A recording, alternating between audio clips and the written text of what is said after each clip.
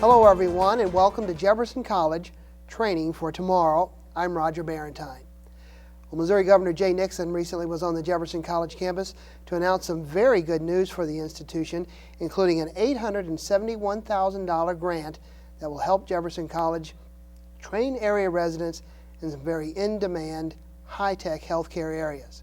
Over the next few minutes, we'll be seeing parts of that news conference that he held, and then later I'll be talking to the person who wrote that grant for Jefferson College, all here on Training for Tomorrow. Thank you all for being here today. It's great to be back at Jefferson College.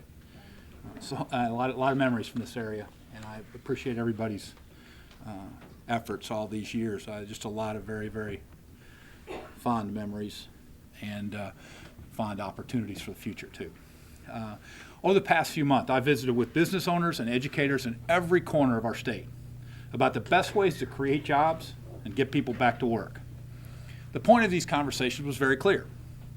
Time and again, business owners told me, Governor, give us the tools, help us train the workers, and we'll take care of the rest. That optimism reflects the can-do spirit of Missouri.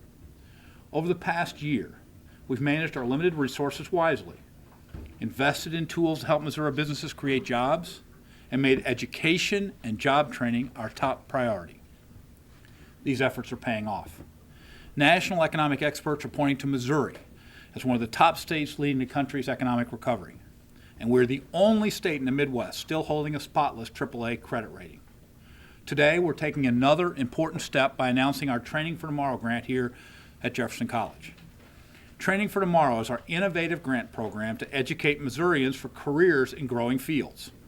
These grants will help community colleges across Missouri create or expand training programs to serve additional students.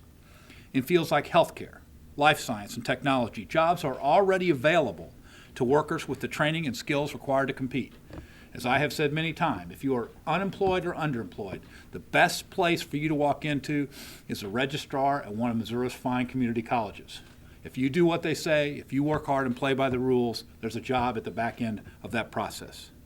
As we move our economy forward, employers in the targeted fields I mentioned are going to need more workers. Training for Tomorrow is designed to close those gaps. Here at Jeffco, they're going to use these resources to dramatically expand their healthcare training programs. Currently, Jefferson College offers high-quality training programs in the nursing field, but local healthcare providers have indicated they have a critical need for workers in other disciplines. Through Training for Tomorrow, we're providing $871,000 here to Jeffco to develop new programs in 4 key fields: physical therapy technicians, occupational therapy technicians, respiratory therapists, and radiological technicians. These programs will meet a critical need for providers across the region. And places like Jefferson Regional Medical Center are stepping forward to offer their facilities as clinical training sites. And we thank you very much, the folks at the hospital. And I know they'll be ready to hire as many new grads as possible. Here at Jefferson College, I know Training for Tomorrow will have a powerful impact. But the reach of this initiative will spread far beyond this area. Training for Tomorrow is investing funds in every community college across our state, from KC to Poplar Bluff, from Neosho to Moberly, and everywhere in between. I appreciate the incredible work of our community colleges that they've accomplished over the last 2 months to reach out to local businesses, develop new program ideas, and complete their applications. This was not an easy process. But my administration at each of these colleges understood the importance of moving these dollars into classrooms quickly and efficiently as possible. Missourians need training today so they can compete for the careers of tomorrow. And I think it's important to note the timelines here real quick before I introduce Dr. Comiskey. February 15th, we announced, the applications. We are here on, March 23rd. This is a turnaround, a very quick turnaround, and that is one of the hallmarks of the community college system, being very agile, being able to put training in places where jobs are going to be there at the end of that training. And when I went to the community colleges late last year and talked about our ability to find some additional resources for training, they came to me with a couple of rules. First of all, they said they wanted the application process to be a competitive grant process. They were ready to compete with each other, among and between each other. and number two, they wanted it to move quickly. They felt that they were having to turn away students in areas, and that they felt that their expertise could be expanded to provide more training for students across the state. Now, as I conclude, and I'll take questions after we're done, but I'd like to invite Dr. Ray Comiskey, president of Jefferson College, to say a few words about what these programs will mean here at the college, and then I'll be glad to take any questions. Thank you, Governor. I appreciate it.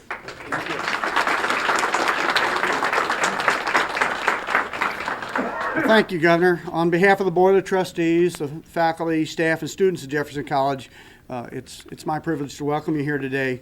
And Governor Nixon, we're always glad to welcome you back home. So anytime.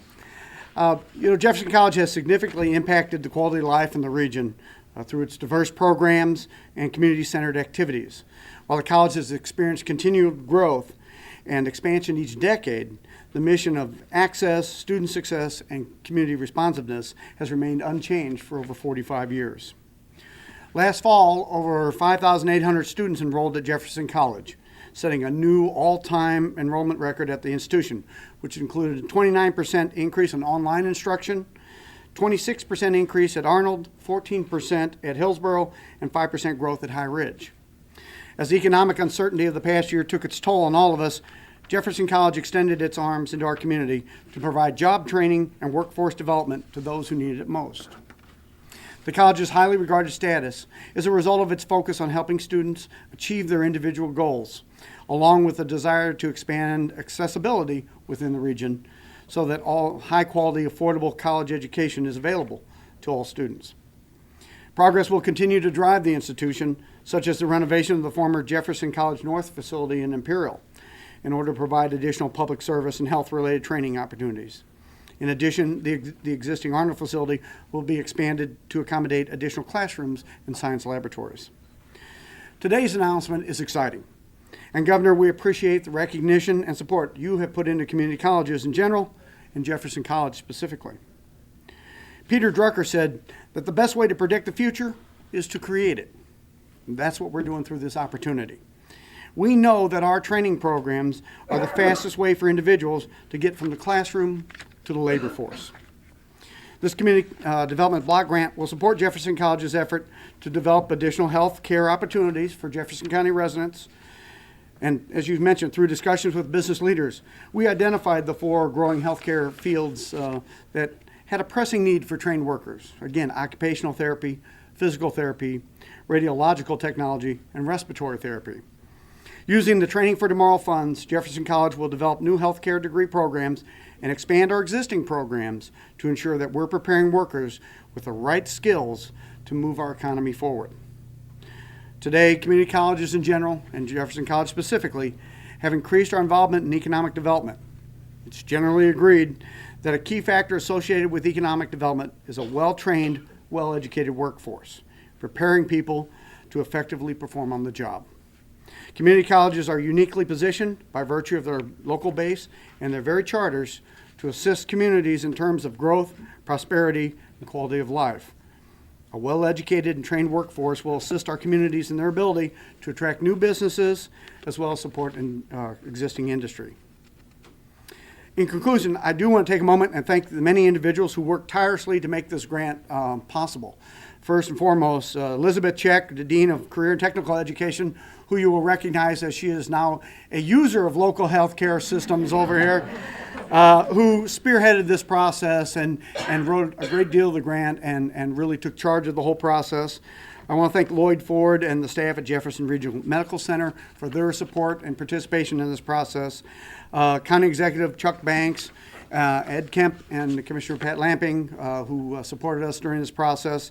Certainly our nursing faculty and our nursing consultant, Leona Beasley, and our Board of Trustees. I have several members here from our board. I see George Engelbach is here, Ron Skaggs, and our chair, Crystal Harges, are here. Their support has been unwavering in this process. And all the others who have participated in this process to make this grant a reality. $871,000 is nothing to sneeze at, but it is only the beginning. So we're excited about it. Given our tremendous enrollment growth and reputation for excellence, it's easy to see why Jefferson College is continually the #1 choice for higher education and training by Jefferson County residents. and it's the reason why many proudly refer to Jefferson College as the crown jewel of Jefferson County. So again, Governor, thank you for supporting Jefferson College, and we appreciate your support through this grant. Thank you very much. And welcome back. As part of the news conference held by Governor Jay Nixon recently, we're now going to look a little more in terms of the details about that grant. And here is my guest, is Jefferson College's Career and Technical Education Dean, Elizabeth Check. Elizabeth, thank you for joining me here on Training for Tomorrow. Well, Roger, it's my pleasure. I'm happy to be here. With that, as we look as part of this very historic grant, what really prompted Jefferson College particularly to become involved in this Training for Tomorrow grant process? Well, I'm fairly new to Missouri, and our president, Dr. Comiskey, although he was raised in Webster Groves, is new to the area again. And both of us were getting out there visiting our local businesses. And of course, healthcare is a huge business. And we visited with Jefferson Regional Medical Center. That was one of the stops that we made. And we asked, what other areas should we be getting involved in? And we discovered that there were several occupations that really needed trained people, and we really hadn't done much in that area yet. So really, we found out from visiting with the local labor market. As we look at the grant, and again, it's historic for Jefferson College, $871,000. Specifically, how will Jefferson now use those grant funds? Well, we don't have any faculty in this area at all right now. So we're going to need a lot of consultant help in terms of developing the curriculum, helping us get ready for the accreditation, because each one of these healthcare programs has a separate third-party accreditation process that we'll have to go through. So we need some experts. We're going to have to hire some expert help to get us off the ground. And we'll also be spending a little money on an electrical study, because some of these occupations have equipment with very specific demands. And we'll also be spending a little bit of money on equipment and then training people on how to use the equipment. So it's quite a wide variety of things, but we're taking programs from scratch and trying to bring them into being. So it's a lot. One of the things that I scratch my head on after we've watched this news conference here today, obviously $871,000 is a very significant amount, but when I think back in recent days to hear that there's been so much talk in the state of Missouri about budget cuts and budget reductions, how is it possible that certainly of this magnitude, an $871,000 grant, where then does that funding come from if Missouri is, as we say, hear so much about negativity? Yeah. Well, it didn't come from Missouri. They are federal funds. What happened was that there were some funds left over from a disaster relief that was initiated, I think, during the ice storms last year. There were some funds left over, and they were repurposed to put them into training people for the local labor markets. So it's federal funds, it's not Missouri funds. That makes a big difference. I'm sure it does. And obviously, as a key organizer of the grant, you put in many, many hours writing the proposal, talking with area partners. How was it that you decided specifically on behalf of the college that you would look at the areas of physical therapy, occupational therapy, respiratory, and radiology? Okay, that really came from conversations with healthcare providers, the original part, the ideas. And I really need to thank Jefferson Regional Medical Center, specifically Scott Wampler, was kind enough to give me a tour of their facilities and really explain all of the equipment, what the technicians do. That was just really useful. That was the germ of the idea. Then I had to get busy and do the research. And I'm not going to trust my memory here. So I'm going to tell you what I found out when I went to the MERIC website, and that stands for Missouri Economic Research and Information Center. I mean, that's one of my favorites on my computer. And they indicated that the median wage for occupational and physical therapy technicians is $43,000. And radiological technicians have a median wage of $66,000, and respiratory therapists have a median wage of $43,000. Now, the growth rate for respiratory therapists is 18%. The growth rate for occupational therapy technicians is 15% and 21.7% for physical therapy, and radiological techs have an annual growth rate of 19.5%. Now, in this economy, those are good numbers. Those are outstanding numbers, not only on the wage that an individual is making, but projected employment needs in the future. Exactly. And so I had already been given the germ of the idea from local healthcare providers. But when I got on this website and I discovered what the wages were and what the demand was, I knew that I was on the right track. And that's how we developed it. We probably better stop at this point because our phone lines, I bet you, are lighting up with people hear the opportunities in terms of what's ahead. Yeah. How long in terms of a timeline? What are we looking at? Obviously, you've got to train instructors, you've got to get equipment. So this is not something I assume that you'll be doing in 2 or 3 months. What kind of timeline are you looking before we're ready to enroll students? And you're right, the phone lines have been lighting up. We've already received a lot of phone calls from people who want to enroll, but people need to understand we're a ways out from that yet. I'm thinking that by the fall of 2011, we will have identified all of the prerequisites, and people will be able to start taking the pre-courses, okay? And then we're hoping to actually begin the programs, at least 1 or 2 of them, by 2012, the fall of 2012. Terrific. And again, we're talking about those 4 programs, including physical therapy, occupational therapy, respiratory, and radiology. And those programs in and of themselves being new are certainly very exciting, but you've got a number of great programs that already exist here in Jefferson. Talk a little bit about, in terms of some of those healthcare related areas that are available for people to pursue right now. Okay, well, we currently have EMT, paramedic, we have LPN and RN, and we're going to be adding, this fall, we're adding a certified nursing assistant, CNA, and that's going to be up at what we're calling JCI, Jefferson College Imperial. It's our old Arnold site that we have reopened and repurposed because we're busting at the seams. We needed a little more space. And of course that's been, in the newspapers and whatever, but it should be opening this fall.